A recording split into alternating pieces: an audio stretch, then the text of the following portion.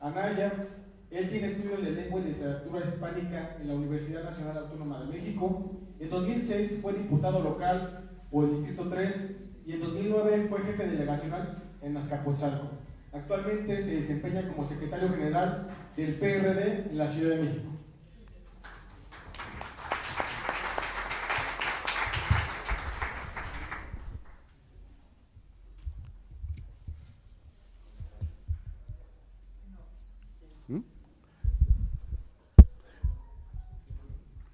Bueno, no hay audio o se tiene que conectar. Ya, creo que ya. Es que hay que prender los micrófonos a veces. Muy buenas tardes, compañeras y compañeros. Creo que esta charla tiene que ver principalmente con experiencias personales de quienes hemos construido este partido hasta este momento. Quiero utilizar mi experiencia personal. Bienvenido con nuestro compañero Yair. Quiero iniciar esta charla y continuarla a partir de mi experiencia personal, que tiene que ver mucho con el movimiento desarrollado en este país en los últimos 50 años. Para quienes no lo sepan, yo nací en 1956. Un año después se cayó el ángel de la independencia y se murió Pedro Infante. Dos acontecimientos importantes que dejaron en el olvido el día que yo nací, ¿no? Eso fue verdaderamente importante. Pero en esa década hubo movimientos muy relevantes que demostraban el agotamiento del esquema del régimen que nació con la Revolución Mexicana. Empezaron los grandes movimientos sociales de protesta contra el régimen priista. Surgió el movimiento ferrocarrilero, por ejemplo, encabezado por Valentín Campa y Demetrio Vallejo. En esa década también fue el primer movimiento de protesta de los maestros. Al frente de ese gran movimiento estaba nuestro compañero que formó parte del PRD, Otón Salazar. Me refiero a estos tiempos y a estos momentos porque tiene que ver con compañeras y compañeros que fueron construyendo su ideario de lucha y que es lo que alimentó al PRD.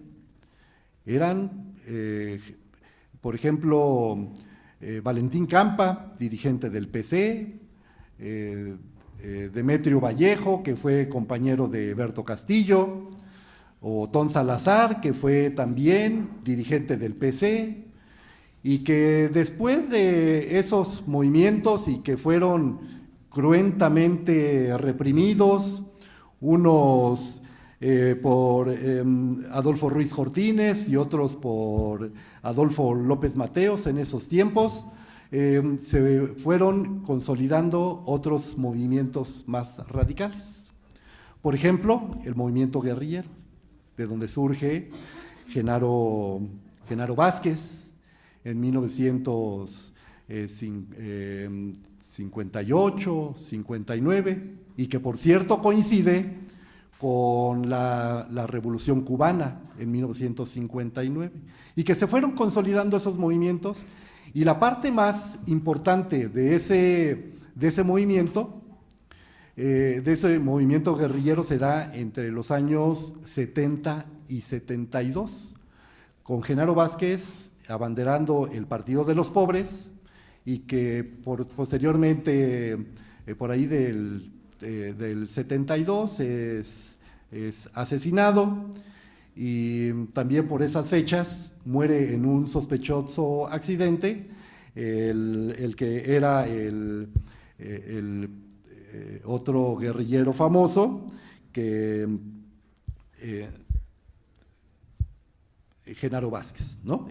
Perdónenme ustedes, perdón, Lucio Cabañas fallece primero, asesinado, y Genaro Vázquez fallece en un accidente.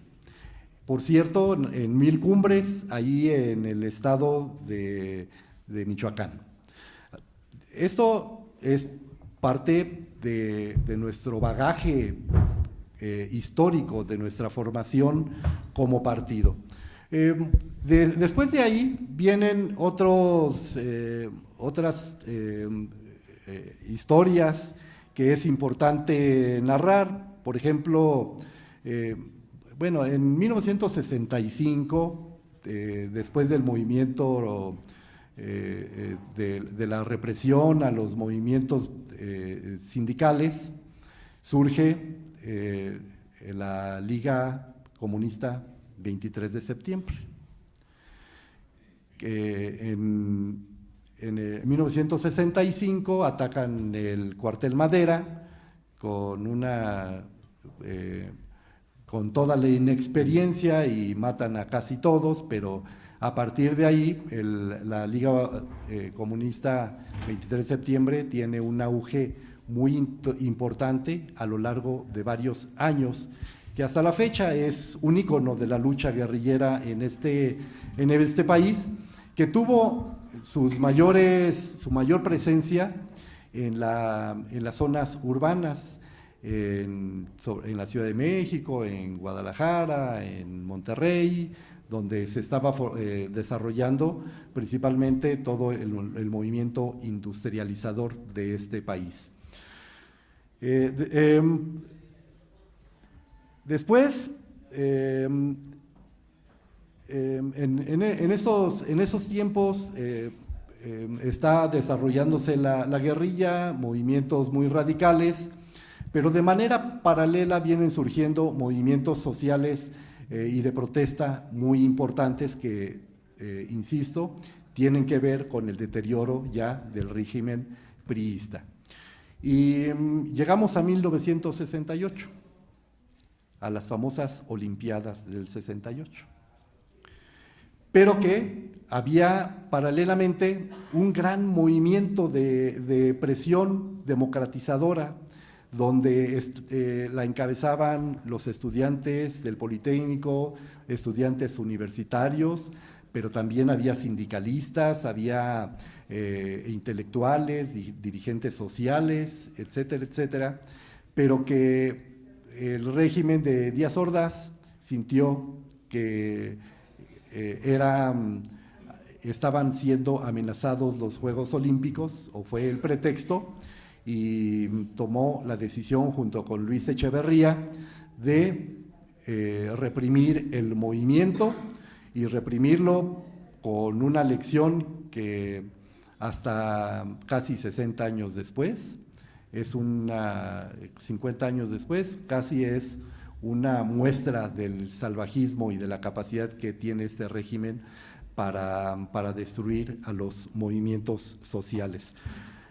Después, yo en el 68 estaba saliendo de la primaria, ingresando a la secundaria, me acuerdo muy bien, a la secundaria donde ingresé, se había vuelto famosa porque de ahí salían camiones para sumarse a la manifestación en el 68. Yo no puedo decir ni presumir que soy del 68, pero sí que hubo gente cercana o en los alrededores que estuvo participando.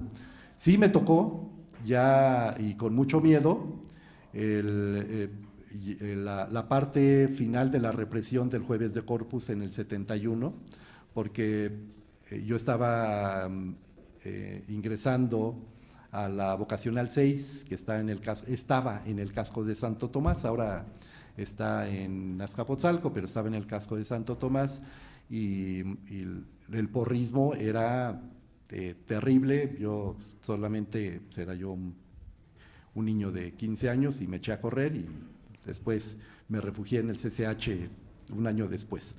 Pero solamente para decirles que algunos de los sucesos que nos tocaron vivir a nosotros en ese tiempo, pero que son parte de la historia de la lucha en esta ciudad y en este país. Como parte de este gran movimiento, después surge la candidatura de Valentín Campa en el año de 1976. Yo ya participé ahí en esa campaña de Valentín Campa, pero yo venía ya trabajando con intensidad con las comunidades eclesiales de base que se habían refugiado aquí en la ciudad, luchando contra los desalojos en las vecindades, en las colonias populares. Ellos son los que desarrollaron la técnica de avisar a los vecinos de un desalojo con cuetones. Yo vivía en ese tiempo en la colonia Martín Carrera y me vinculé ahí con algunos de los dirigentes y con la iglesia. Yo soy ateo, pero mi formación original fue católica y tuve un vínculo estrecho con la iglesia de mi colonia, y ahí muchos jóvenes participábamos y tuvimos nuestro primer entrenamiento social y de intervención política. Desde los 15 años andábamos ya en esos movimientos ahí, y eso poco a poco nos fue metiendo ya en la dinámica de la actividad social. 1977 fue ya la legalización del Partido Comunista. El Partido Comunista nace en México en 1919, pero se le legaliza hasta 1977. Yo empecé a participar en el PC en esas fechas, pero en cuanto tuve algunas actividades ya académicas, finalmente mi formación política se dio en una organización trotskista que se llamó en ese tiempo la Liga Obrera Marxista. En ese tiempo había 3 organizaciones trotskistas: la LOM, el PRT, y había otra organización, el POS, el Partido Obrero Socialista, y todos tenían curiosamente un origen internacional. Todos derivaban de las ideas de Trotsky, pero todos tenían una variante muy importante. Nosotros éramos, yo creo que los más sectarios y más radicales en ese tiempo, pero estaban otros grupos importantes que tuvieron mucha actividad. En el 82 yo ya tenía una formación más o menos sólida. Estuvo la campaña de Rosario Ibarra de Piedra. Ya estuve participando activamente, respaldando a esa campaña, a esa candidatura, y trabajando mucho entre los sindicatos, creo que se le acabó la pila a esta cosa, ¿no? Estuvimos trabajando en los sindicatos independientes. Había un lema casi que luego se hizo casi burla, en el que decían que uno andaba cargando una cubeta con pintura y que decían que huelgas que apoyar, ¿no? Cosas por el estilo. Pero había muchas organizaciones que ya estaban participando en ese tiempo. Yo posteriormente tuve la oportunidad, por ahí yo trabajé varios años como reportero en diversos medios. Por ejemplo, me tocó ser testigo de la insurgencia ciudadana en el 85. Yo era reportero y productor de televisión en unos programas que creo que todavía existen, pero que en aquel tiempo se difundían a través de la televisión oficial, que se llamaba Imevisión. Uno de ellos se llamaba Nosotros los Trabajadores y otro Semana Laboral. Yo trabajé como reportero y en la producción de esos programas en ese tiempo. Después cuando el terremoto, nosotros salimos a grabar el testimonio de lo que había pasado. Anduvimos entre los edificios de San Antonio Abad, en el rescate de las costureras, en el rescate de otras personas que no necesariamente eran costureras, sino de la gente que murió aquí mismo en la colonia Roma, que por cierto este edificio se construyó, aquí había una casa y que se cayó y aquí construyó un banco este edificio, y que fue una situación terrible en la ciudad de México, y que anduvimos vagando y generando el testimonio de todo lo que pasaba en diversos ámbitos del centro de la ciudad, principalmente, y que empezamos a vincularnos con las organizaciones surgidas de ese sismo, que también fue un sismo social, donde empezaron a surgir los movimientos de azoteas de Tlatelolco. Ahí nació Asamblea de Barrios, ahí los antiguos guerrilleros de la ACNR, mejor conocidos como los cívicos, empezaron a tener ya una intervención más directa en las comunidades, y todo el mundo, todas las organizaciones de izquierda fueron las que de pronto surgieron con una potencia inmensa en esta ciudad.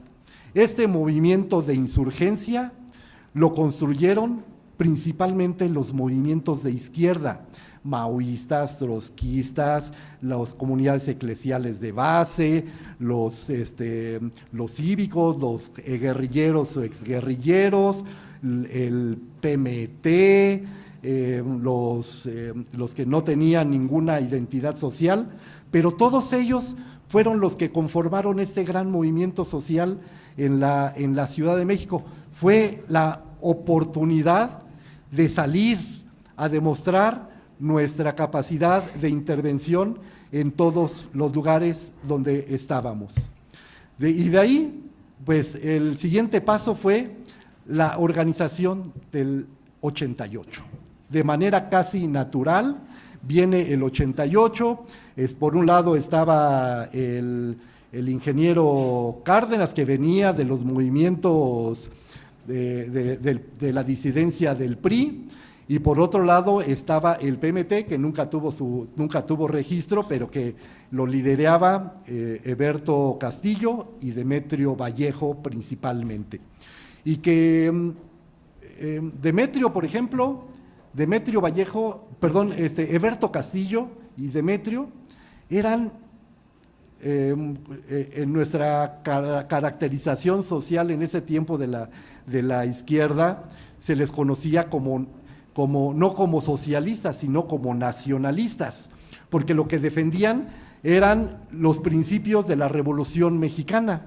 No peleaban ni por el socialismo, ni por cosas por el estilo.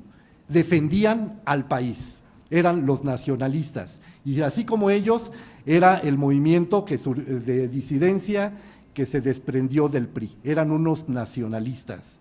Nunca soñaron con la construcción del socialismo en este país.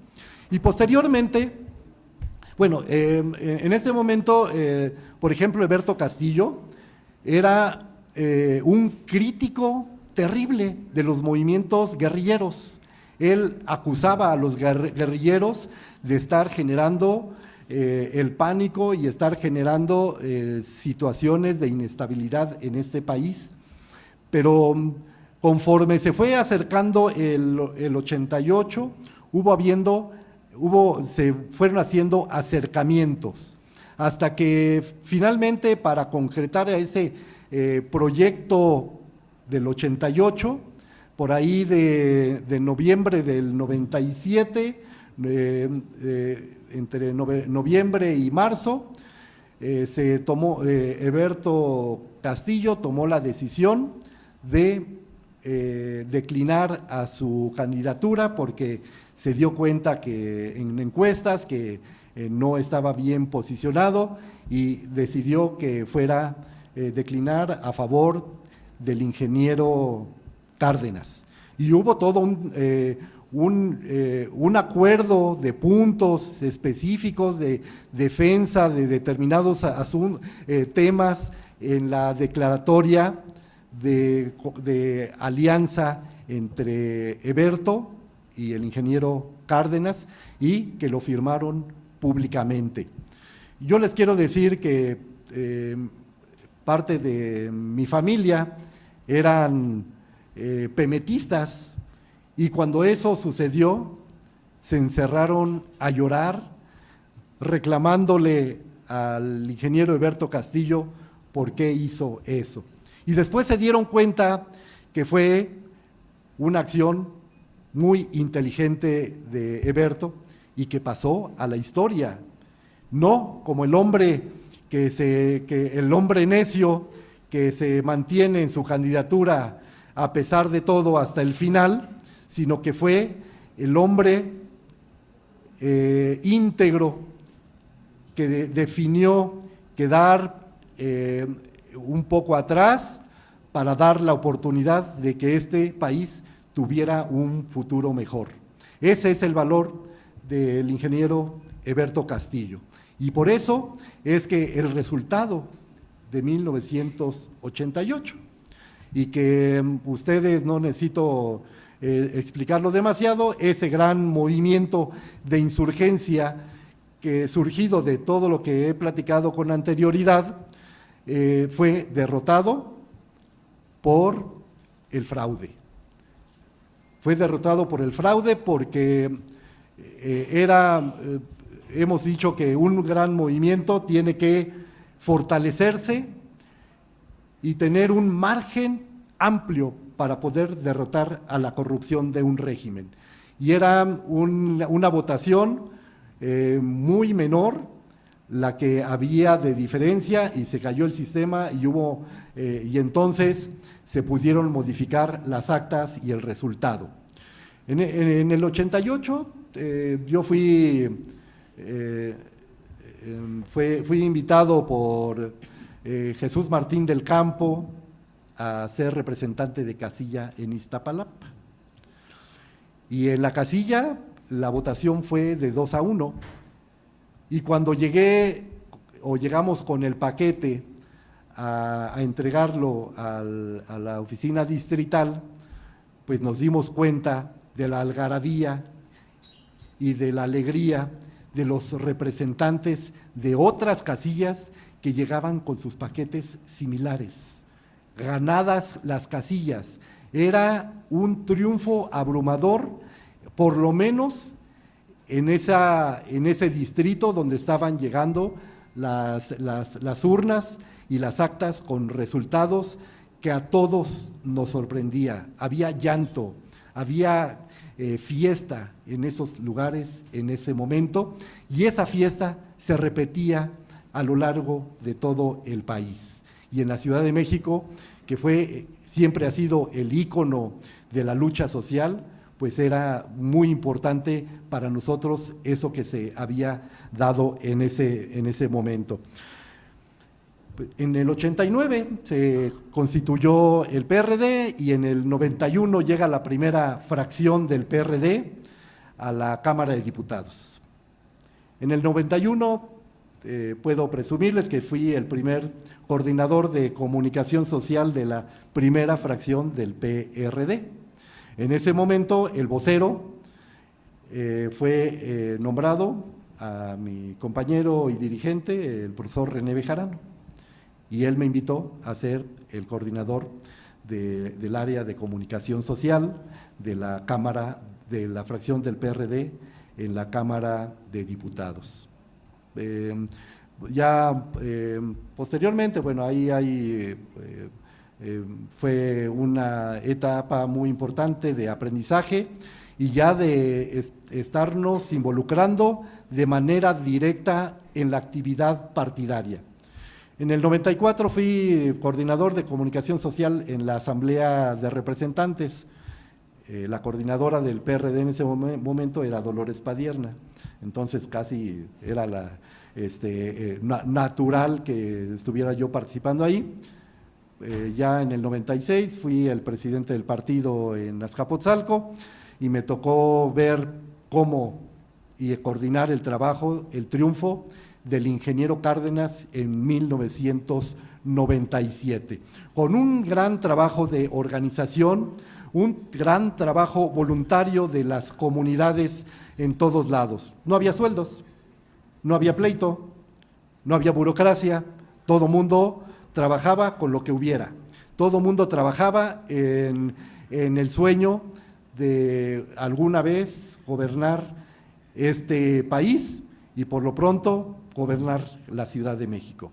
Ese fue el primer gran triunfo de la izquierda en este país. Fuimos, muchos de los que están aquí, somos testigos, fuimos partícipes, fuimos los constructores de ese gran movimiento del ingeniero Cárdenas en este país, y ya lo demás, lo posterior, viene la derrota en el 2000 por parte de Vicente Fox, ¿no? Que el ingeniero Cárdenas era el candidato, pero que no fue derrotado por la imagen de un personaje desgarbado, mal hablado, y que para muchos representaba el cambio. Y que en ese año 2000 siempre ha sucedido lo mismo, que los regímenes coopten a la gente de izquierda. Por ejemplo, Salinas de Gortari en el 88 fue muy hábil cooptando a muchos de los intelectuales y de cuadros de izquierda para construir una visión de supuesta democracia que se iba a implantar en este país. Pero en el 2000 muchos compañeros se fueron al voto útil a apoyar al ingeniero, a Vicente Fox. Yo no sé si se arrepintieron al final de cuentas, no he tenido oportunidad porque ya muchos ya no regresaron aquí y ya se perdieron en el ostracismo, y algunos sí se fueron y regresaron, pero otros definitivamente abandonaron las filas del PRD. Y en la Ciudad de México pues logramos rescatar el gobierno de la ciudad con Andrés Manuel López Obrador. Trabajamos intensamente en su campaña, se logró una transformación muy importante en la Ciudad de México, se lograron consolidar muchos de los proyectos de la izquierda que nosotros habíamos venido enarbolando y que se fueron consolidando en esta ciudad.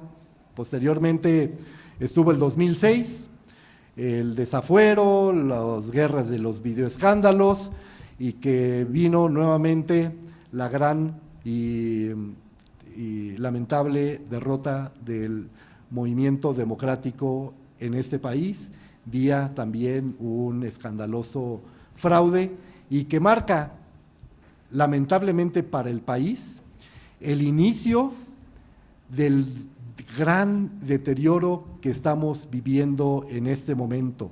La guerra declarada por Calderón,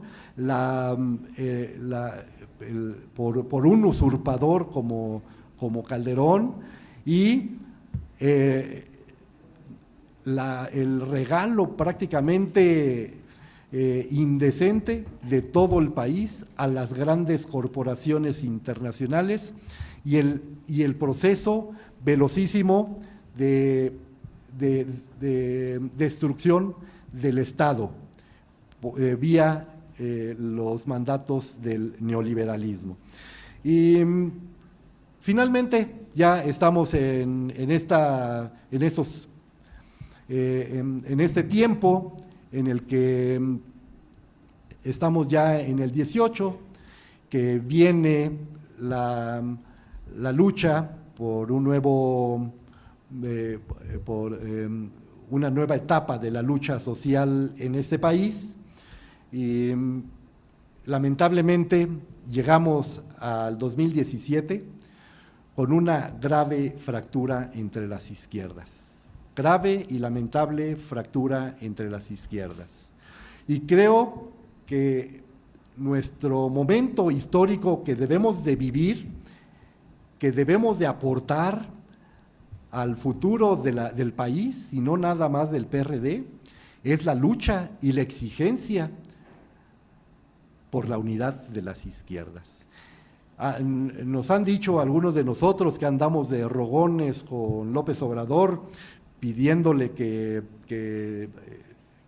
nos acepte en su acuerdo de las izquierdas.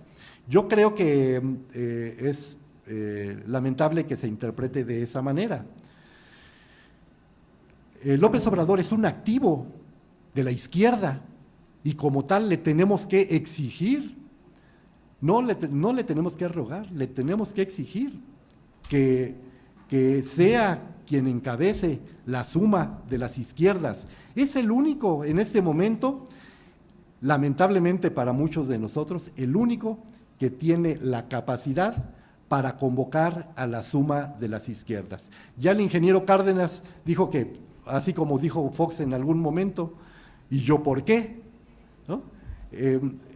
Quien tendría es quien tiene un liderazgo y que, así como el ingeniero Cárdenas en el 88 abrió las puertas para una gran alianza de las izquierdas, el 18 es la oportunidad para construir una gran alianza de las izquierdas, para darle el triunfo, no al PRD, el triunfo a la izquierda en este país, que cambie los destinos de millones de mexicanos.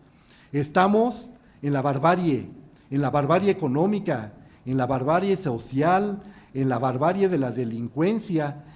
Tenemos que modificar este futuro y por eso yo no voy a descansar hasta en estar insistiendo, en estar convocando no nada más a López Obrador, a la militancia de Morena, a que se construya la unidad de las izquierdas y que la ciudadanía le exija a los partidos políticos que se autodenominan de izquierda, exigirle que la ciudadanía les exija hacer todo el esfuerzo por cambiar los destinos de este país.